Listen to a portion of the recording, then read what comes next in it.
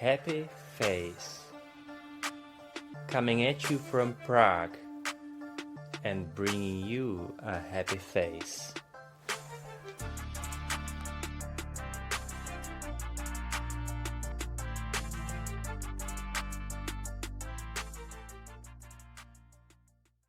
The death of boredom will never happen if we keep searching for distraction and overstimulation. Scrolling boredom away does not work. If it worked, it would be an evolutionary relic of our past, and we would read history books about how the world looked like when boredom was upon us. Also, if people could get along with boredom, entire industries would crash. So the incentives for distraction are through the roof.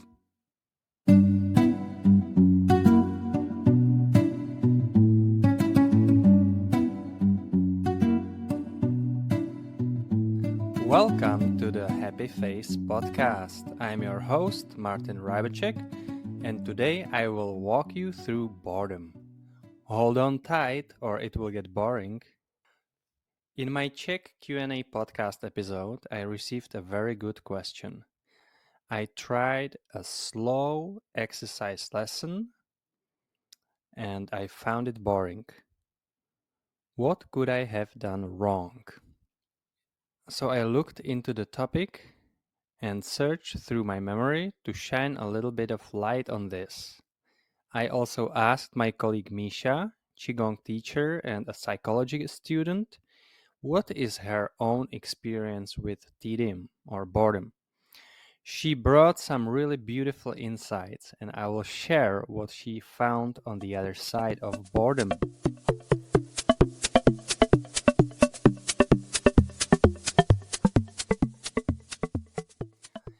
In my opinion, boredom is normal and can surely appear in the beginning phases of any slow practice or stopping body-mind training, like yoga, qigong, meditation, for example, also Feldenkrais method.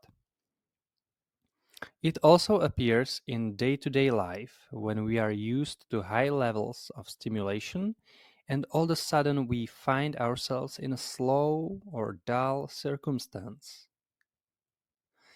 I experienced it myself. On a year-long Qigong teacher's course, I found some exercises lengthy and tedious. Don't take me wrong though.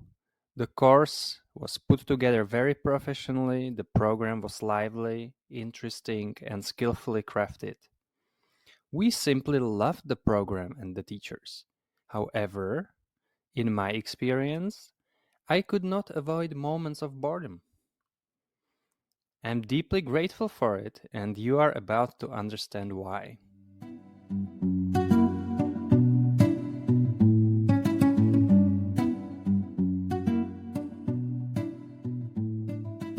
What is boredom?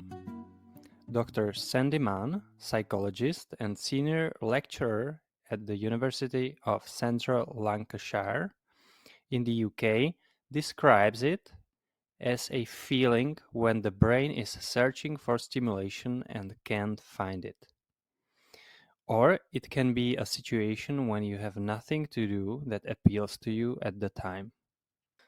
So again, boredom is a feeling when the brain is searching for stimulation and can't find it. Or it can be a situation when you have nothing to do that appeals to you at the time. So, in either case, it is an uncomfortable feeling of dissatisfaction and frustration. But there can be a positive outcome when approaching it right and when we find the motivation to stay in it for a while. And how? Let me show you this study. Dr. Sandeman closed people in sensory deprivation rooms. They were soundproof, so there was nothing to hear, nothing to look at, nothing to do. For a lot of people, it was painful, stressful, frustrating, and tiring. But those who were able to work through that pain barrier got to this zone when they felt relaxed, at peace, and some even described the feeling familiar to coming out of a warm bath. Staying with that uncomfortable feeling of boredom resulted in a positive outcome. Becoming okay with boredom is such a superpower, one could say. And yes, that is right. Another benefit of sticking with boredom is a proven increase in creativity. Creativity can't be planned or pushed. It comes when we give it space and when we open up. We learned that there is contentment and boost of creativity to be found in the patient approach to boredom, but there is much more to it. In the little or bigger gaps of our lives, we get to know ourselves better. And why would one want to know himself or herself better? Because it is apparently the most important thing in life.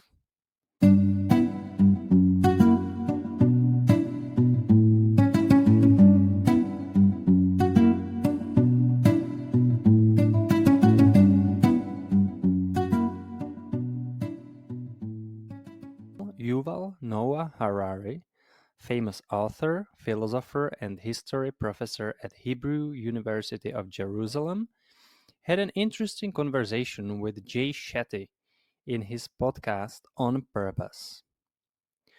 To get to know yourself is one of the oldest pieces of advice ever. If you go back thousands of years and you meet Buddha, Socrates, Confucius, this is what they will tell you. Get to know yourself. It is the most important thing in life. But why? When you know yourself better, you can make more fulfilling choices, choose better relationships, and go easier beyond simple reactivity that costs so much energy. This is freedom. Being aware of our body and mind can save our energy and make us happier. If we recognize negative patterns coming up or tension, we can harness tools for relaxation or concentration and affect our mood and energy in a better way than we would by being ignorant to ourselves and being swept away by circumstances. Getting familiar with our inner reality, we can, I think, find a more functional position in the world that benefits us and others and the entire world. How can you cook a delicious meal if you don't know what your ingredients are, living oblivious to the fact that you have a kitchen? You find the real ingredients for your life inside. And chances are you cross the desert of boredom along the way.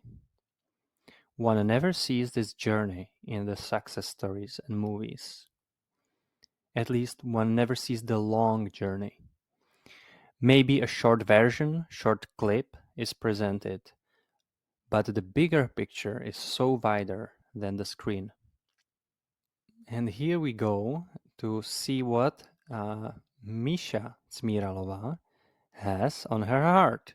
She is a Qigong teacher, student of psychology, and founder of sebeshkola.cz. And she said, boredom is, so to say, almost an inevitable experience in the beginning of any slow or stopping exercise. It was interesting not to run away immediately. It was important for her, she says, to stay with the feelings of boredom, to sit with it, because they have a tendency to transform into something else, and that is the moment it begins to get really interesting.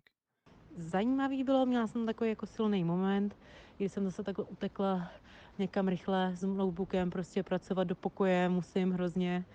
I had a deep moment on my teacher's course. Before escaping boredom by working on a laptop one day, I paused and took a little downtime on a balcony. And all of a sudden, the boredom started transforming into a sense of softness and peace. Nějakou jako jemnost a klid. Najednou jsem fakt stála na tom balkóně a mohla jsem tam chvilku fakt jako spočinout a stát.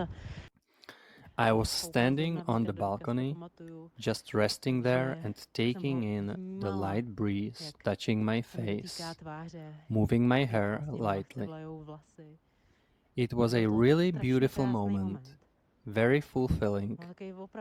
No real action needed, nothing dramatic or interesting to be created, and yet very fulfilling moment. A přitom byl naplňující. A i k tomuhle vedla ta cesta skrz tu nudu. The journey to this moment was also through boredom. To stay with it and let it transform into something else. Do we really want death of boredom now? After showing the positive aspects of it, boredom is an inevitable part of human experience and can lead to innovations, harmony, and balance. I am not talking about the unhealthy boredom patterns that can lead to dark places of chaotic loss of structure and integrity in life. Doing nothing all the time is not the road to go down, but doing something at all costs and being distracted all the time is evenly harmful and can lead to self-destruction as well. The more stimulation we get, the more we need, so our tolerance to boredom lowers, and we demand more dopamine hits in our giant hamster wheels. Relying on my inner capacity to unbore myself, staying with it, not running away, just being as I am for a couple minutes a day. This is a joyful and proven belief that can carry many current troubles away. Being okay with boredom is raising the threshold to it and leads to a more balanced you.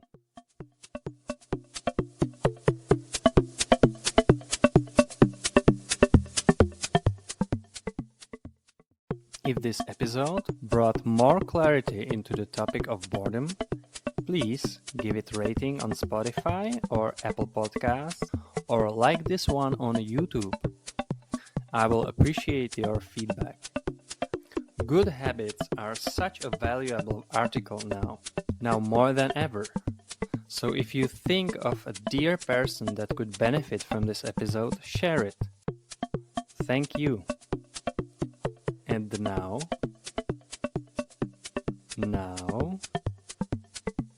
take a deep breath in.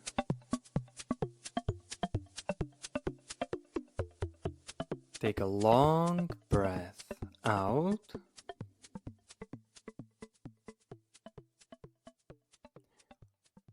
And let's walk free to what comes next.